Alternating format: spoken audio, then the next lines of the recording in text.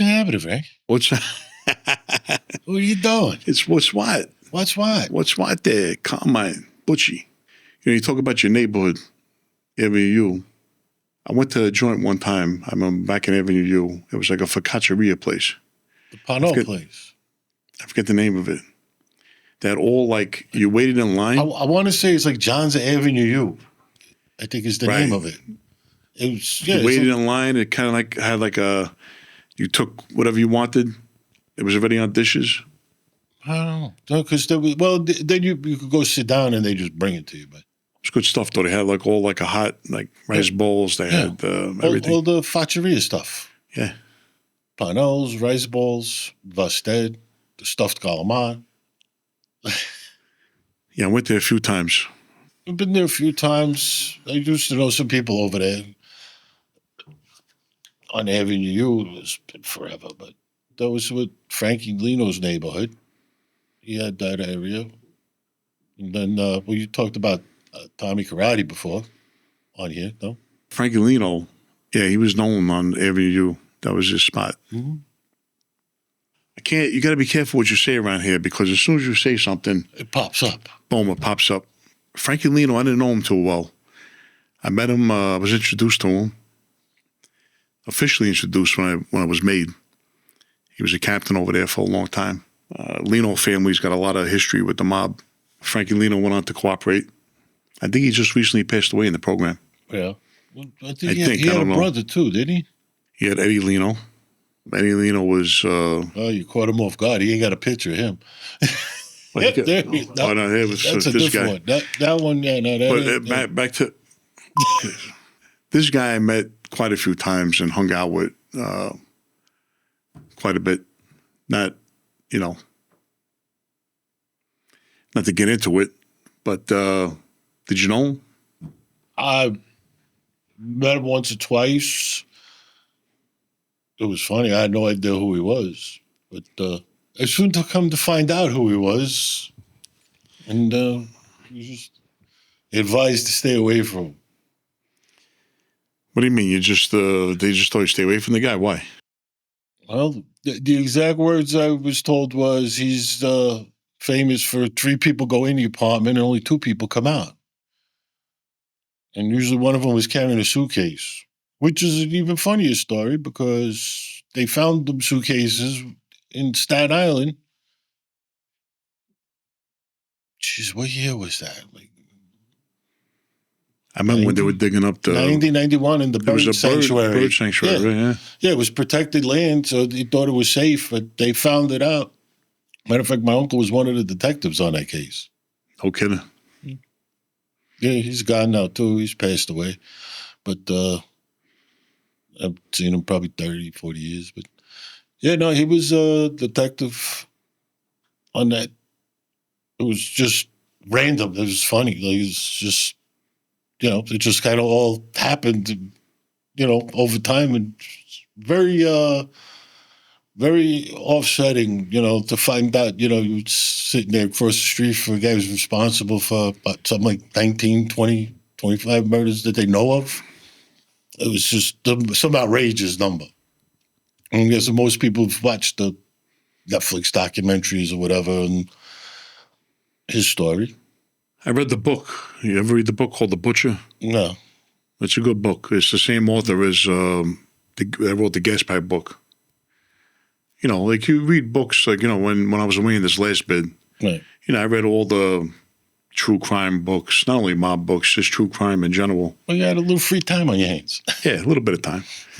There's ones that they're bullshitting, like, because you're an insider, right? So that really didn't happen, like, all these stories, just to get a book out. Right. But I will say the ones that I recommend, if anybody wants to read, I think are the most factual books is the Butcher, the one they wrote about Tommy Karate, and also the Gas Pipe book, and Murder Machine by Jerry Capizzi. Those, real... They're accurate. Yeah, I would say they're the most accurate. Yeah. And then again, too, listen, I'm not an expert on this stuff. Made it clear many times. Not historians. No, I'm not an historian, but if if you had to tell me, pick 3 books that are like, really what the real mob was like, and what went on and stuff, I would say those 3 books are. And here's the thing too: a lot of people glorify this stuff, and I don't want to come off like I'm glorifying it either. No, because I'm not. But if you're into true crime and you want to hear about the mob, the way the mob, what it really was, not the glorified side, not the side of you see depicted in the movies and, the best of foods and the best of wines and all that stuff like they always say about, what Gash used to say. I'm talking about the real side, the side where these are not nice people. They're not. They weren't nice guys. Well, they weren't good fellas. Right. Okay? That's what. But it's funny because it's like we've had these conversations in private, and my opinions. I don't know everybody. You don't know everybody, but a lot of the people I know, most of them, it's just a way to earn a living. It's a job. It's hard. It's hard to for example, let's say you were related to somebody, right? Or you are very close with that person, and there's an affection there. It's hard. Here's what is confusing, right? You could be sitting down with a person, Sunday dinner, right? Sitting down normal, acting normal. A lot of these guys we talk about, in their home, they were very different, very affectionate with their family. Yeah. They were a regular family, regular dad. They acted like a regular dad, a regular uncle, went to church, very religious. And then you hear these stories when they went out and did business to turn it on and off. You see what I'm getting at? Absolutely. And it's kind of like, there's some, different people we all know in life. And, a couple guys I know that professional football players, and I say the same thing. They're the nicest guy in the world until they put that helmet on and step on that field. And then all of a sudden, they're animals.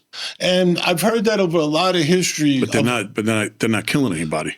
Well, I think it might have happened once or twice, but not intentionally, of course. Well, I'm talking about guys that they're sitting home, they're playing with the baby, they're hugging, kissing everybody, and everything's normal. Like they're sitting down, eating, going to church, doing this and that, and then they go outside and they're shooting, they're killing somebody or having somebody killed. Yeah.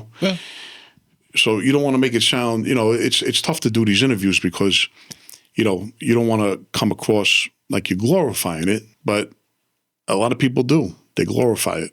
Well, Hollywood's had a big part of that. TV's got a big part of that. It's like they've glorified it for forever because the money, the girls, the lifestyle, it's like being a rock star. I guess you could look at it like that, look, these serial killers like Ted Bundy and them. Well, yeah. They said this guy, he was getting letters from girls. They were, Charles Manson, all the names of these serial killers, Oh, yeah. Well, people got enamored with it. I got Some a people. Friend of mine who, before he died, John Wayne Gacy was selling paintings. And he bought paintings. The guy was like upstate New York somewhere. I think he was in prison. And they were letting him sell paintings. So that's how he was earning money before he died. And he's got these clown paintings from John Wayne Gacy, signed by John Wayne Gacy, hanging up in his studio. The first time I seen it, it was like a little weird, That, this guy killed all those people and he's painting clown pictures. And like you said, everybody's different. Who you are at home ain't the same person as who you are on the street. It's just a job. I mean, I was just about earning and making money. My whole thing was, how do I turn the $1 to $2, $2 to $4? You ever talk to Tommy Karate? Just once, maybe twice. I was about Did you notice he had like a high-pitched voice? It was just different. Yeah, like a high-pitched voice.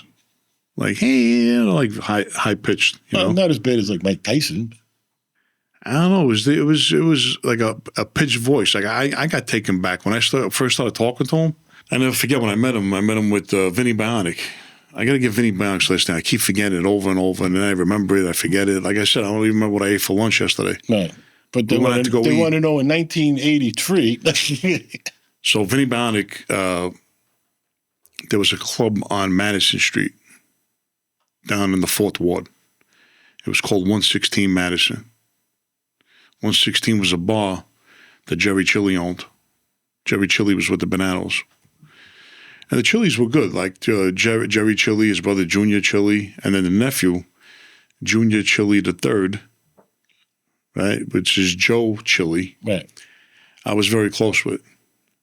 I wasn't close with all the Banana guys. There was only like a few of them I was close with, like Joe Chilli. You know, I knew Joe D'Amico, Al Walker, Tommy Karate. That's about it for the Bananas. I think there was one other guy I had met. But as far as having conversations with and hanging around and stuff, like I had a rapport with those guys.